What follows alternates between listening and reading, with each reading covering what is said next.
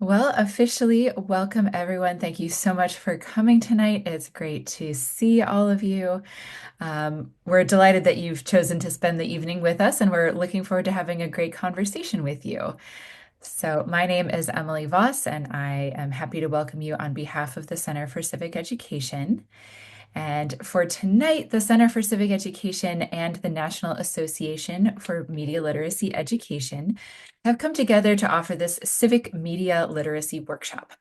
Our goal tonight is to equip you with practical strategies for integrating media literacy into civic education, ensuring that students develop the critical thinking skills needed to engage responsibly in our democracy. And this is an interactive session. We look forward to answering many of your questions, so please post questions in the chat as we go. But in our session tonight, we'll explore how misinformation and media bias impact civic engagement and democratic participation. We will cover practical classroom strategies for teaching students to analyze news and social media. We will talk about the role of media in shaping public opinion, policy, and discourse. And we will give you lots of hands-on activities and resources that help students become informed, responsible digital citizens. So I am delighted to introduce tonight's speakers. Taja Butler is a former classroom teacher, and she currently serves as the manager of civic learning projects at the Center for Civic Education. She focuses on developing and elevating civic education for underserved communities. Her work supports both teachers and students in fostering meaningful civic engagement and discourse. And Dan Krutka, a former classroom teacher, education professor, and he serves as education advisor to the National Association for Media Literacy Education. His teaching and research focus on intersections of media and technology, democracy, and education. So thanks once again, and I'm going to hand things to Dan to get us started this evening. Okay, thank you so much, Emily. It's exciting to be with you all. Let me go ahead and share my screen. Give me one moment here. Is that going to my slideshow now? We're in business. Okay, there we go. It was kind of funny and it wasn't working earlier, but that's a little bit of a metaphor for, right, like technology in our society. Like it can do amazing things, like connect us all together, but it comes with some downsides and some problems we have to work on. So I'm excited to be with you all. Again, my name is Dan Krutka. I'm an education professor. I'm a former high school social studies teacher, and I am presenting today on behalf of the National Association for Media Literacy Education, or NAMLE. So I serve as the education advisor to NAMLE. And in this session, what we're going to do is we're going to explore NAMLE's definition of media literacy, how it supports students as active, and how it supports students as active, informed citizens in a democratic society. Typically, I'm a very participatory presenter, and when I do things, I often like to leave a lot of space for participants. So I know sometimes when you're jumping on these types of calls, like you can kind of turn your camera off and you're kind of moving around or doing stuff and listening. I'm going to go for about 10 minutes and introduce you to these topics that I just mentioned. But I would actually love to hear what some of your concerns are. And so I'll go ahead and preface the front with saying at the end of this 10 minutes, after I introduce these topics, I would really love to hear what issues you see as most pressing for media and our democracy. And also, which ones, if you work with students, which ones do you see as most pressing for them in their lives? What issues present to you? So you might start thinking about those. In about 10 minutes, I'd welcome you to turn your camera on and make a comment, or to put those concerns in the chat and we can discuss those a little bit more. We'll have about 10 minutes before we move to the next presentation. Okay. So with that, I mentioned what we're going to cover. I'll just go over it a little more detail. So first, we're going to define media literacy and discuss why it's crucial in today's information landscape. Second, we're going to explore some obstacles teachers face in teaching media literacy. It's gotten a lot more complicated in recent years, and of course, since the release of ChatGPT, there's this whole new component we all have to wrestle with. Third, we'll learn NAMLE's approach, including the 5 core practices that are embedded in NAMLE's media literacy definition. And finally, we'll better understand how media literacy can support democracy. We'll explore examples of current democratic challenges like misinformation, algorithmic amplification, and AI-generated content. Okay, so NAMLE defines media literacy first as the ability to access, analyze, evaluate, create, and act using all forms of communication. So that's covers a lot, right? And those each of those verbs, right, like indicate really different actions. So we're going to review those and talk about the really expansive role and umbrella role media literacy has in schools and society. Media literacy extends traditional literacy in today's digital, visual, and audio media environment.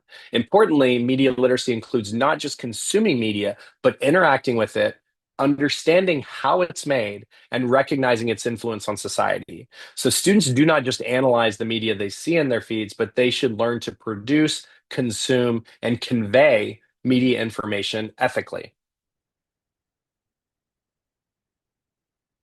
So, media literacy also equips students to critically engage with media, making them thoughtful consumers and active participants in civic life.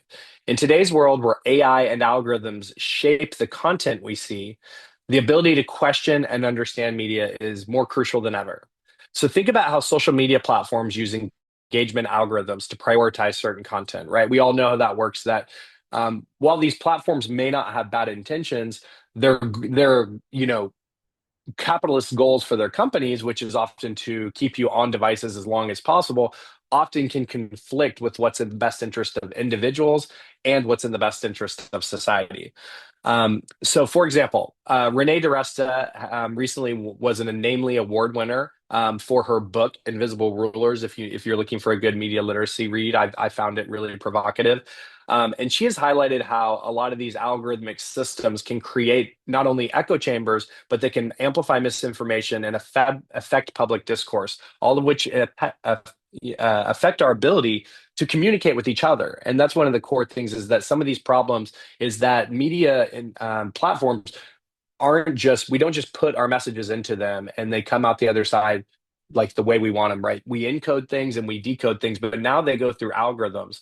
And so this is some of the problems become increasingly evident as people increasingly trust influencers online, for example, right? The and so this can result in people like living in what Renee DiResta called their own bespoke reality. So each set of us has like these little realities with narratives and facts that can be totally different from other people in our community, other people we may even know. And so when we learn about people who may or may not have any expertise on those topics and we develop these realities, it can be very difficult then to communicate with people about democratic issues. So, in fact, familiarity can tend to become more important than truthfulness, right? And so that's something that we really have to wrestle with is when in our media environment that credibility that things like familiarity can triumph over credibility or nuance that can really threaten our ability to talk with other people. um, so next, I'd like to talk about some of the challenges that educators face, right? So students are often bombarded by vast amounts of information. Much of it is unchecked or deliberately misleading, right? And I like to always think of this as being about a 125-year or so process that dates back really to the telegraph, right? Previously, human messages couldn't travel faster than humans, or maybe animals, or horses, or maybe railroads, right? At one time, and the telegraph changed all that. And since that time, media has been going further and faster and getting to people in ways that oftentimes puts it out of context.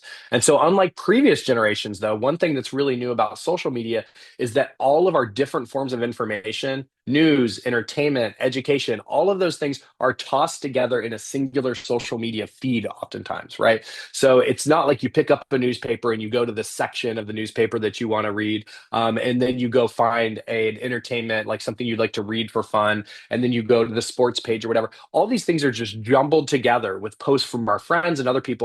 And that is a totally different environment than humans have ever had to live in. And algorithms can often prioritize sensational content, making it harder to identify credible sources that include nuance and wait for the facts to emerge on news stories.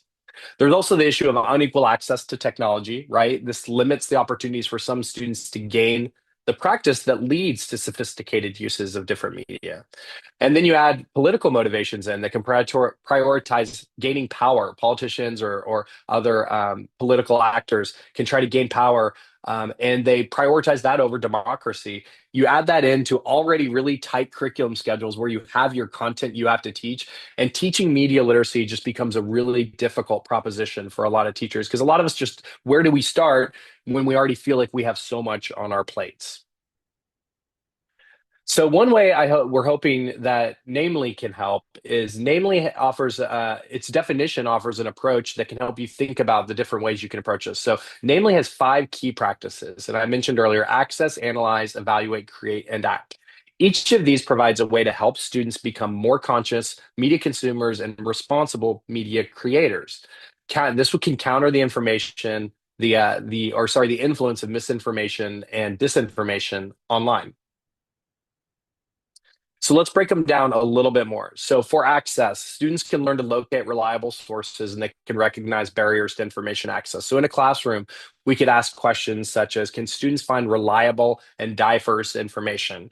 Are they aware of how algorithms filter what they see? And so we may even like have access issues in a school setting, for example, where some things are filters cut off some things from students being able to see some websites in the school. So it's important for students to understand what they're not able to see in schools, because that also happens at national levels. Sometimes some countries actually put up firewalls that don't allow you to access certain information.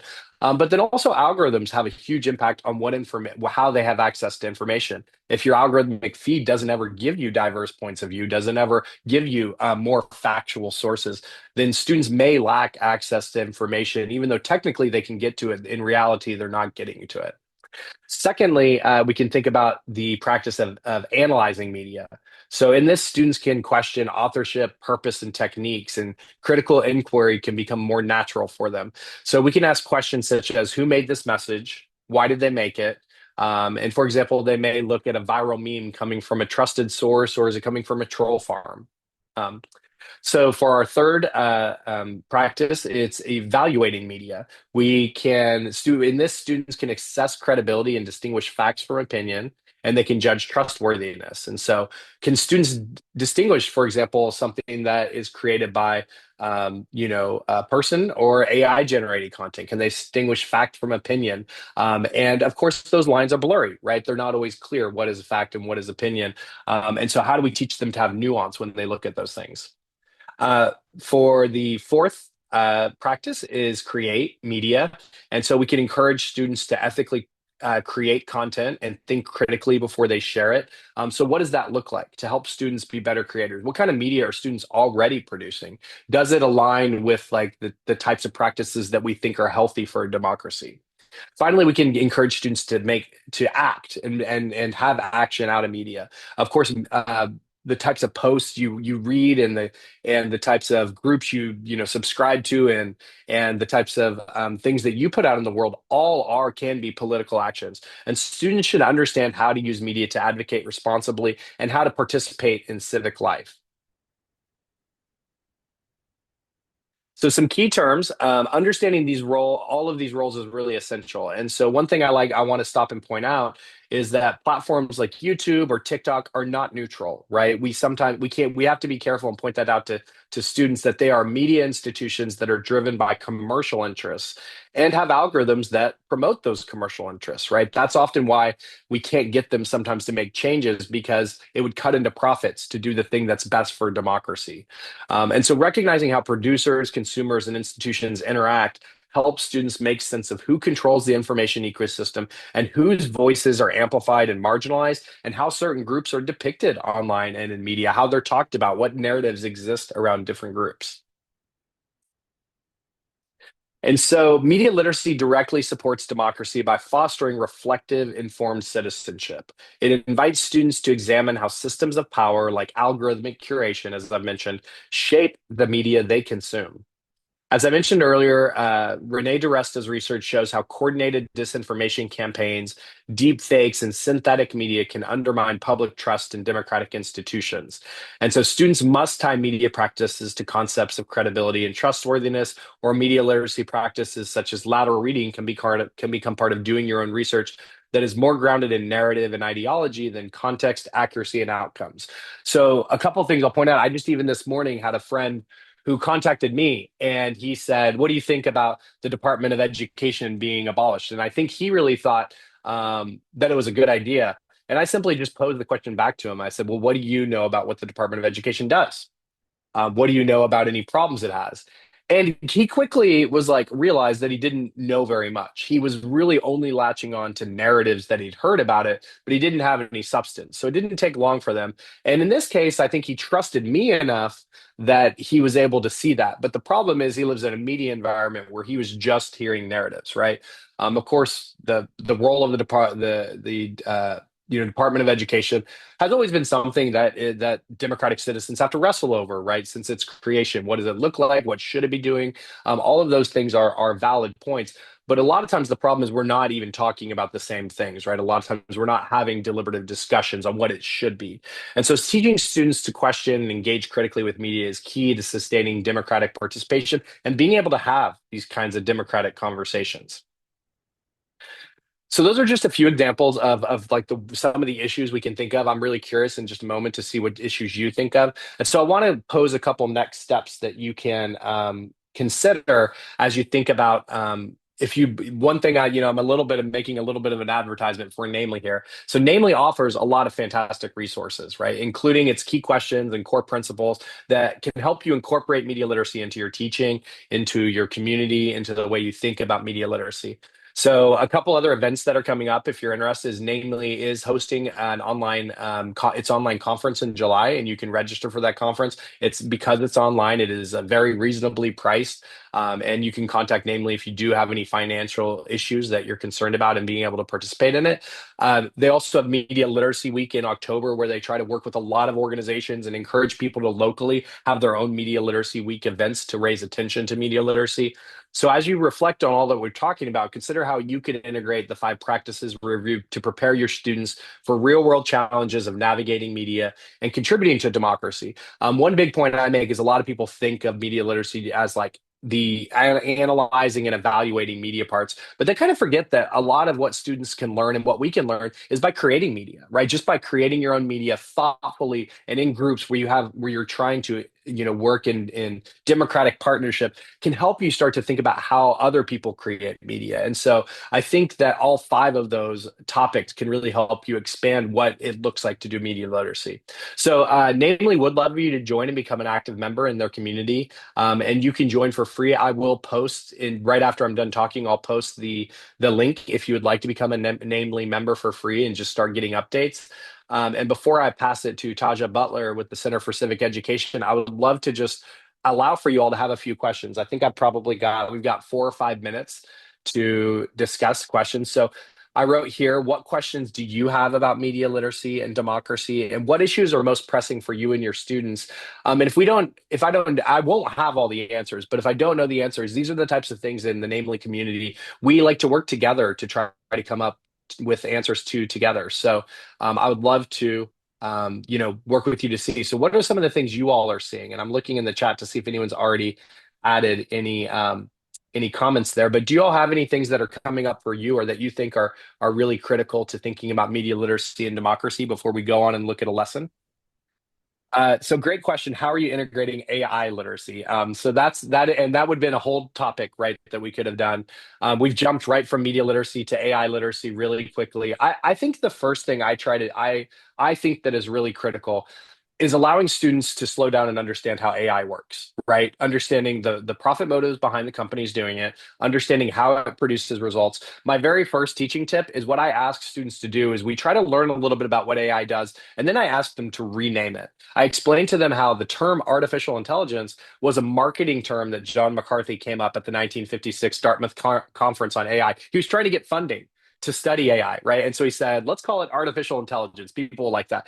I don't think it's the best term for explaining it. And kids of all ages, I think once they understand a little bit what AI is, could try to rename it. And that's, I think, a first step to really understanding what it does. Unfortunately, we have like companies like Magic School that use the term magic. And I really wish they would quit using the term magic because AI is not magic, right? It is programming, it is coding, and it uses patterns. And once you understand that, you realize the shortcomings of AI and where it could have bias, where it can, and if you've used AI at any degree, you understand some of the things that come up. So I always say that if that's helpful, that's a starting point. There is a lot of good curriculum that's being created. Uh, AI for K-12 EDU has like a five-part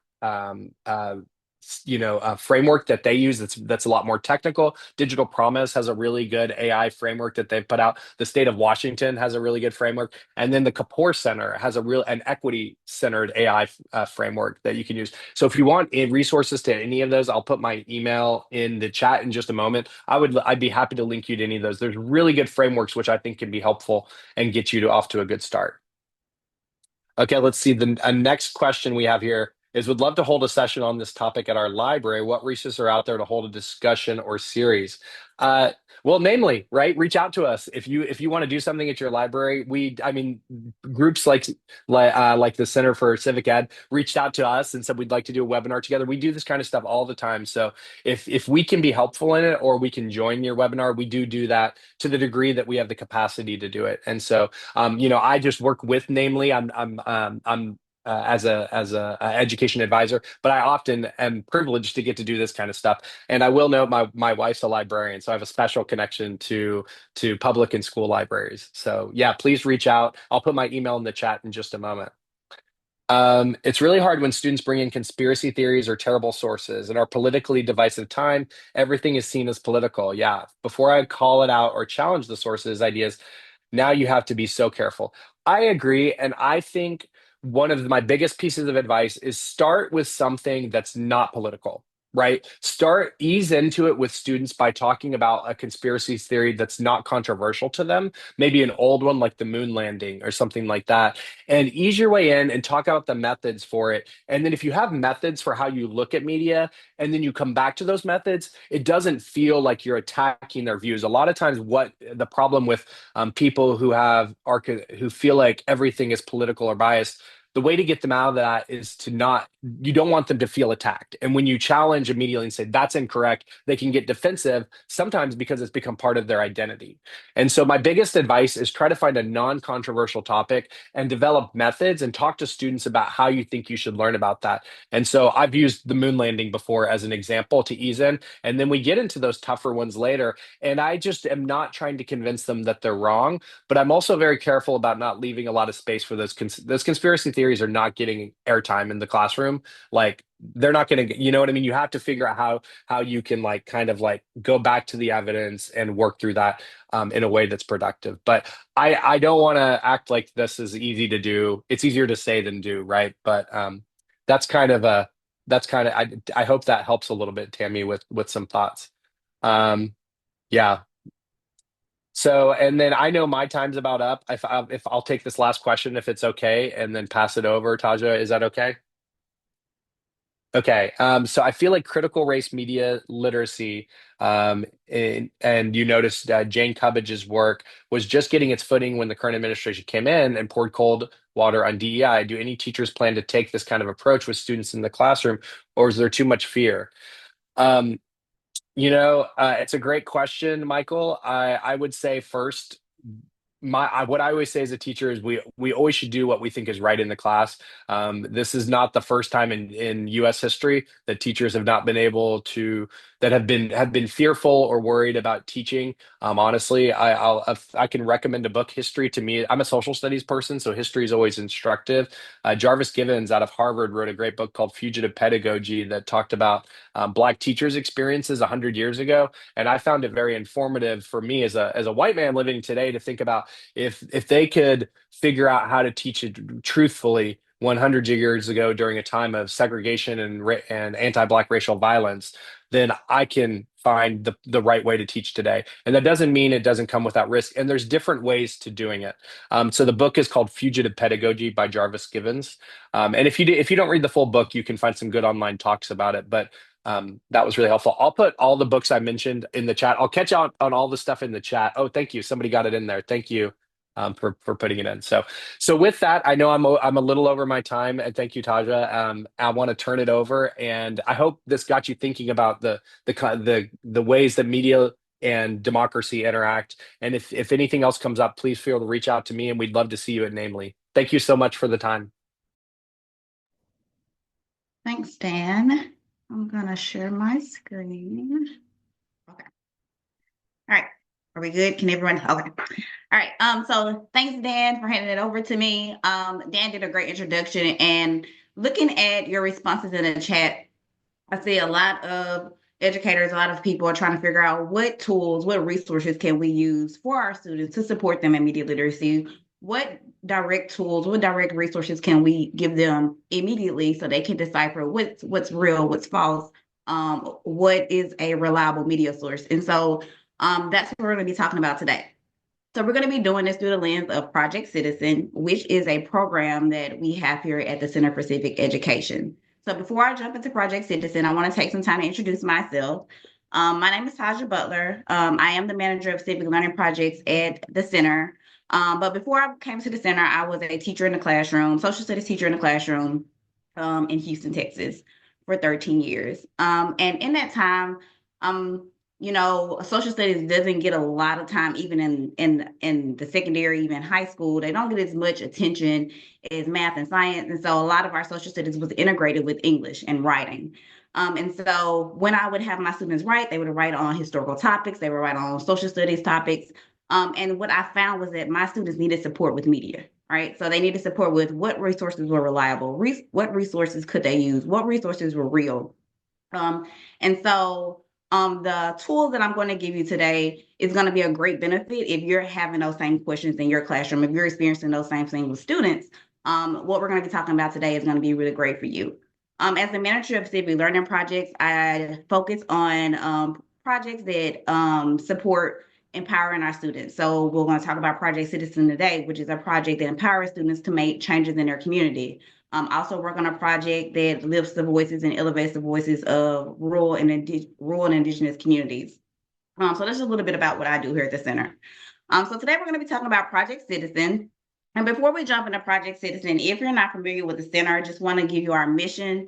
Our mission is to make sure that we promote an enlightened and responsible civility, committed to democratic principles, and actively engaging in the practice of democracy. And so as I go through Project Citizen and get you a little bit more familiar with Project Citizen, you will see that our programs really push to make sure our students are educated in their civic responsibilities and their civic rights. So, what is Project Citizen? So Project Citizen is a program that we offer here, and it asks the learner, which is young adults, our students, to make changes in their community through public policy. So it is a practical approach. It's firsthand. It is a project-based learning, and it's active. It's responsible, and it's impactful. And what it does is it asks students to think about things in their community, things that are local to them, that bother them, that are problems for them, that are problems in their school that they want to change, that are problems in their local communities that they want to change. And it gives them this 6-step process in which to do that. So I know one of the suggestions Dan made was when you want to introduce a topic of media literacy, maybe introduce something that's not controversial. Well, another suggestion is introduce something that's really interesting to students that they really care about. And then Project Citizen is one of those things that does that, right? So it's taking a topic. So students identify a topic in their community that they want to change, and they work in groups to do this. They select this problem, they research this problem, they develop a portfolio, and they actually present this problem. So they're going to present this challenge, present this issue to local community leaders, to people who can actually make changes to what they're presenting. So it's a great project to get your students active and get them engaged and drive their student accountability piece. So just a little bit about Project Citizen. Here's the numbers just to show how effective it has been. So it increases problem solving within students, it increases student knowledge, and it also increases teachers' ability to embed pedagogies. It also makes teachers more active also. It gives teachers more voice in the classroom because they are supporting their students as well. And just here are a couple examples of things that students have done throughout the years for Project Citizen. So I invite you, I'm not going to read them out to you, but I invite you to read through the list, and maybe it's something that you see that will connect with your community, with your students, with the group of students that you work with. So I was thinking about if I was doing this in my classroom, and I remember my first year teaching, and this is my first year teaching, so bear with me when I tell you this story. My first year teaching, I had students do research, and they were researching the Cuban Missile Crisis. And as I told you guys before, when the students researched, they would we did a lot of writing in our classroom. And so the students were researching the Cuban Missile Crisis. And one of my students said, I found a really, really great, interesting resource. And I was like, awesome. So tell me about the resource. And he was like, he was going through the Cuban Missile Crisis. And he was like, and then the mutants saved the world. And if you've seen X-Men, okay, you know that in X-Men is revisionist, the mutants saved the world. And so that is what the resource that my student was using. And I really was like, have you ever met a mutant in your life? And so that is a resource, a resource that my student thought was a credible resource. And so my student needed that support, needed that guidance, needed that scaffolding, and figuring out what resource is a reliable resource. And so when we were going through this Project Citizen process, we found that teachers needed support in that also. And so what we decided to do at the center is we updated Project Citizen to include media literacy as well. So we have integrated media literacy into Project Citizen. So we have several media literacy integrations throughout our Project Citizen text. And here are a couple of questions that we have for our Project Citizen text. And as you read through these questions, you will see that they fit perfectly in with the practices of detail for NAMLE that Dan mentioned, right? So he said it's really important for them to identify not only what's a reliable media resource, but I am a consumer of media. I am a producer of media. And so what is my responsibility to being a producer? What is my responsibility as being a consumer? And then how do I stay safe online as well? Because we know that's a big component for our students as well. We go into citing sources, and then is media biased, right? And so Dan touched on that also. A lot of students don't know if media is biased. And so it goes through these different media literacy questions that we ask students to really dive deep into. And so each lesson comes with a media literacy moment. So there's an introductory paragraph, there are interactive lessons, and then they are also collaborative and foster critical thinking. And so we're going to have some time in a couple of minutes to go through a lesson for our media literacy. And the lesson that we're going to go through, each of our lessons have inquiry questions. So we have compelling and we have supporting questions for our students. And each of the lessons goes with a 5E model, the 5E inquiry model. So we start with engage, where we're engaging our students, we're bringing them in. Students don't need to have prior knowledge to in that step in the lesson. Then students are going to elaborate, where they're going to elaborate, they're going to explain, they're going to and then they're going to engage. I already said engage, and then they're going to when they assist themselves, right? And so students are going to go through each of these 5 steps, and they're going to explore the strategies to combat media information using the ESCAPE framework. So today we're going to be talking about the ESCAPE framework. So the objectives for the lesson is students are going to define reliable media sources and misinformation. And then they're going to evaluate the ESCAPE misinformation framework. So if you have not gone through the ESCAPE misinformation framework, we're going to go through that today. And that's a tool that you can use to students to find out what is a reliable media source. Each of the lessons also have, that's my plan. Each of the lessons also have videos that go along with them. The videos are 2 to 3 minutes long, and this is intentional. So when we were thinking about making these videos, we wanted to make videos that students would really watch, right? And we were realistic, and we said students have a short attention span. And so with that attention span, we know that we have to capture students' attention within that 2 to 3 minutes. So we made sure that the videos were short, but they were engaging, they were to the point, but they were also very informative. So I'm going to give us a few minutes to watch the video that corresponds with, can I identify a reliable media source? And again, each lesson has a video. So I'm going to go ahead and play the video. I'm going to stop sharing and reshare to make sure that you guys can hear me first.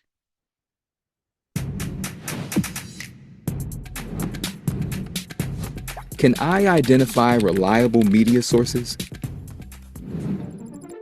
Every day, people around the world go online to stay informed by looking at images, reading articles, and watching videos. But the information shared by media sources is not always accurate or truthful. This is sometimes called misinformation. You can escape misinformation by asking questions. The first thing to look for is the source of the content.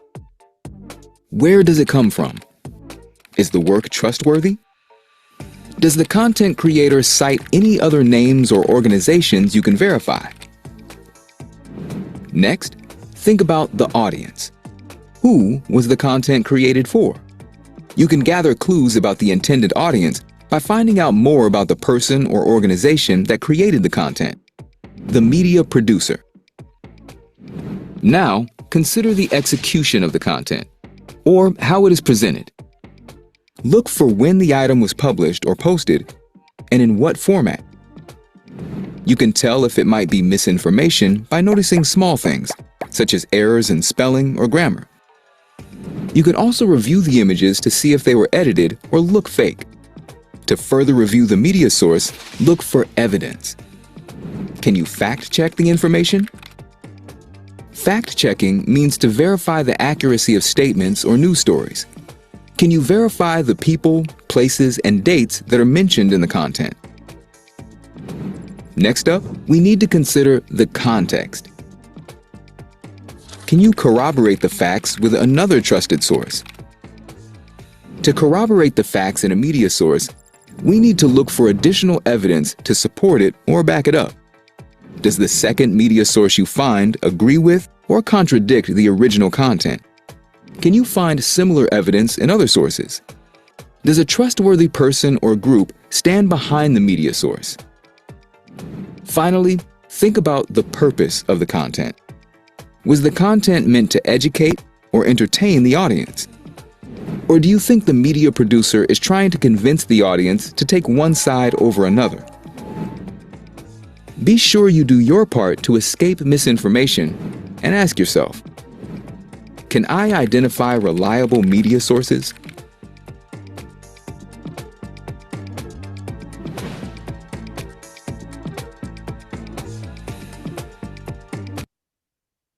Okay.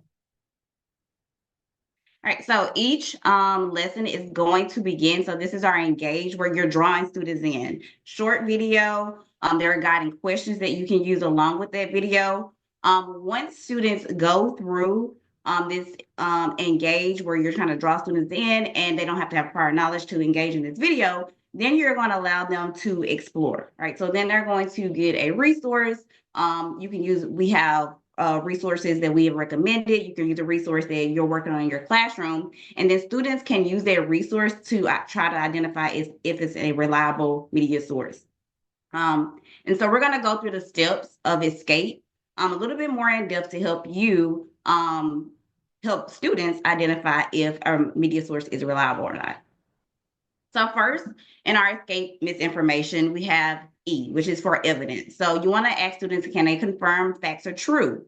So this is them checking out information from news stories, if it's accurate. An example might be looking at other sources that report the same facts to verify that truthfulness, right? So is there evidence that this is a truthful source, right? So that's what the E stands for in escape. The S is the actual source that they're using. So thinking about who produced it.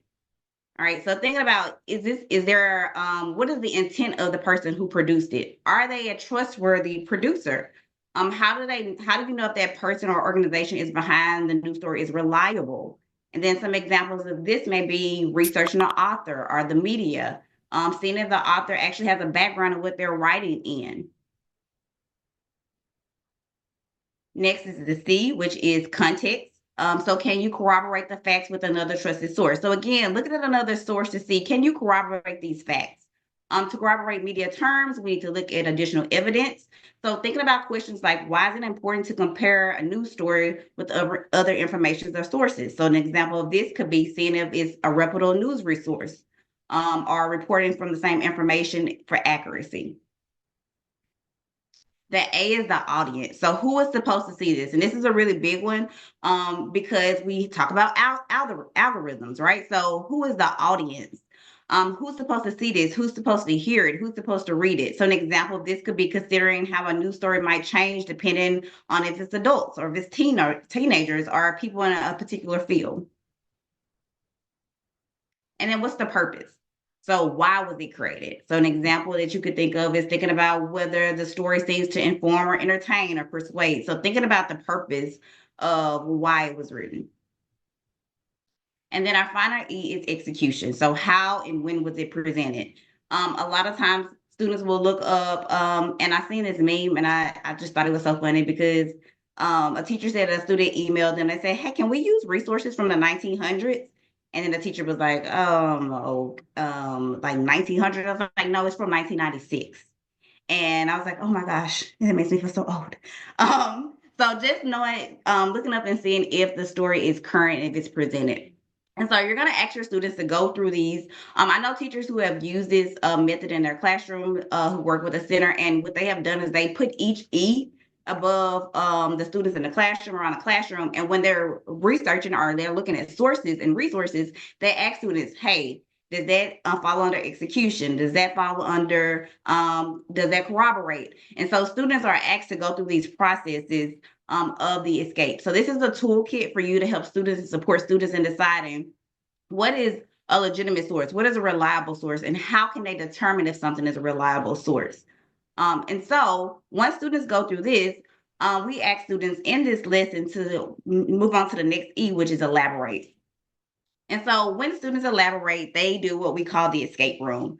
And I love this activity because it can be done. You can put it in a Google Classroom, or you can do it in small groups, or you can do it as a full classroom. So there are several different ways that you can implement this activity in your own classrooms or with your own group of students. And so we're going to do a couple of examples. So you're going to have to do some audience participation.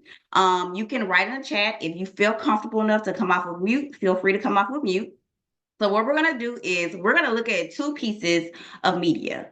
And I want you to decide if it is trustworthy or if it is not trustworthy. Okay. So first one says, the voting age has been lowered to 12. So I want you to think about if it's trustworthy or it's misinformation. And then write your response in the chat. Okay, we got a not trustworthy, misinformation, misinfo, misinformation. All right, so a lot of us agree that this is misinformation, and you are correct. This is misinformation because look at the news source, breakyourownnews.com. And we know that the voting age hasn't been lowered to 12, but think about your students in the classroom, especially if you have middle school, elementary school kids. They may believe this is a reliable source. And so if you walk them through that escape and ask them, what is your source? And then if they say, okay, it's breakyourownnews.com. Well, let's look up and see. Let's verify if that's a reliable source. Or let's look at another reliable source and see if they're reporting that same news, right? And so this gives students those tools to decide if something is trustworthy or if it's misinformation. Next one. All right, the U.S. Navy will use Xbox controllers to steer submarine periscopes. I know when I was in the classroom, my students would have loved to hear this news because they are experts at the Xbox and PlayStation. So for round 2, do we think this is trustworthy or misinformation? Okay, I'm seeing not trustworthy, misinformation.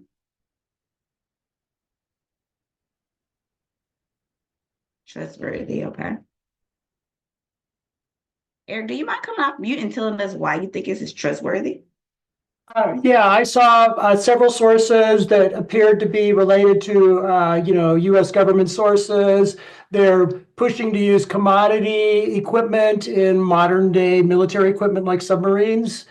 Part of the argument was why they were doing it is because the people that came in the military had great familiarity with games and the controllers, and why not use them? They're super cheap and reliable. I mean, you think about what kids do those things all day long, Anyway, that's why I think it is.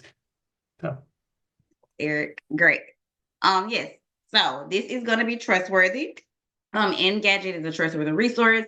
As Eric pointed out, if you look at the article, you can see that there are other trustworthy references and sources throughout the article, and this is a true story, right? And as I said, my students will love this because, as Eric said, they are on Xbox and PlayStation all day. And so the US Navy will start using Xbox controllers to steer submarine periscopes.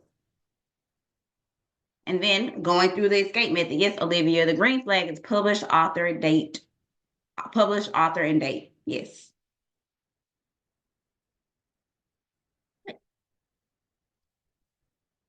So, just want to turn it over to you all. So we kind of went through the escape method, for you to get familiar with that method.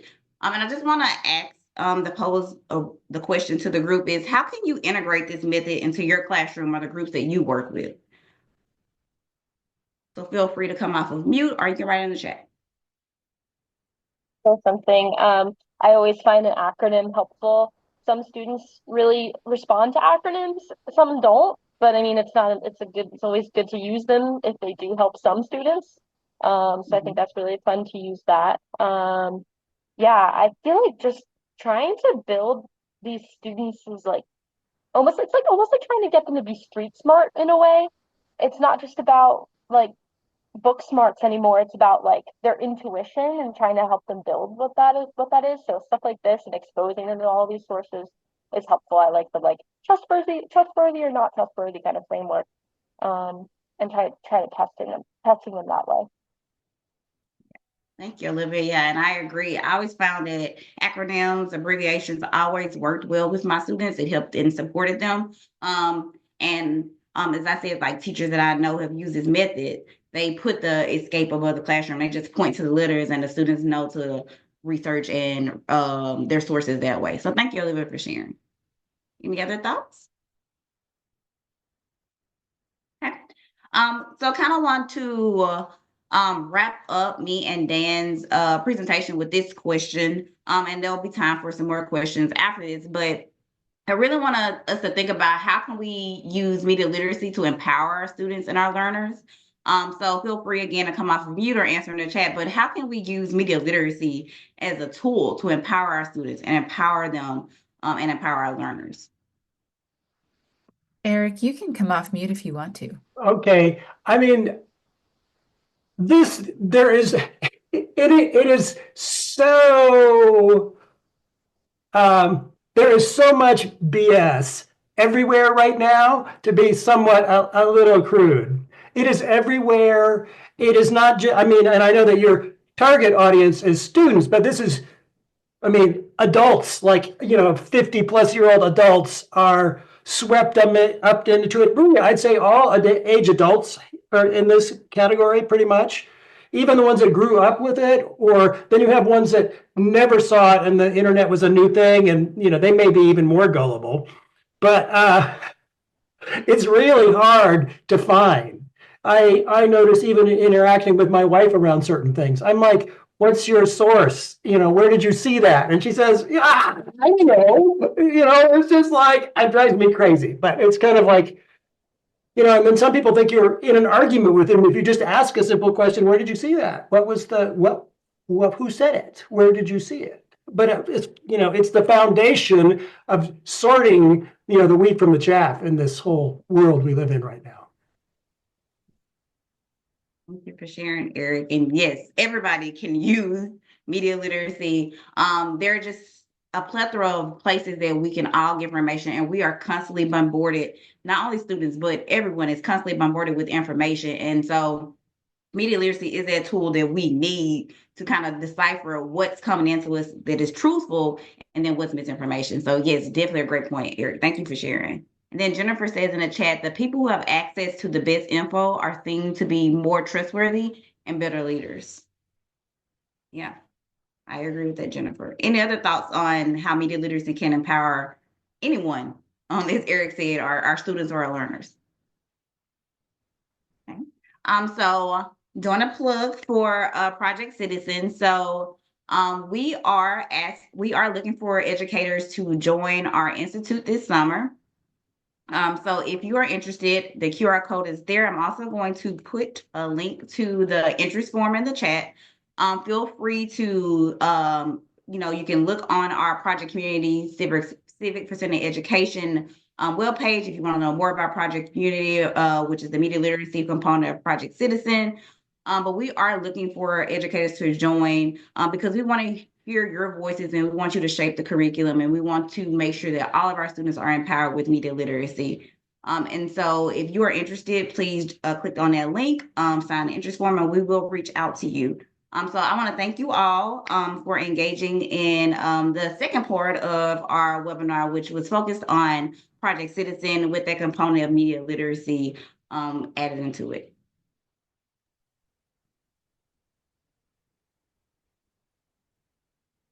Great, thanks everyone. Are there any final questions for either of our two presenters?